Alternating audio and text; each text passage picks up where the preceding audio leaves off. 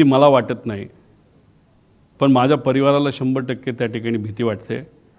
एवढ्या मोठ्या लोकांना जर तू अंगावर घेत असेल, त्याच्याचबरोबर एवढी मोठी लोक जर कुणी असेल, कारण ही घटना घडवायला फार मोठे लोक त्याच्या मागे असू शकतात, नाही तर लागतील, आणि मग या लोकांना तू अंगावर घेत असतील तर आम्हाला तुझी काळजी वाटते। हे माझ्या पत्नीली सुद्धा मला बोलून दाखवलं आहे, माझ्या मुलांनी मला बोलून दाखवलं आहे, माझ्या आईवडिलांनी आणि माझ्या सासऱ्यांनी आणि सगळ्या जवळच्या लोकांनी ते बोलून दाखवलेलं आहे।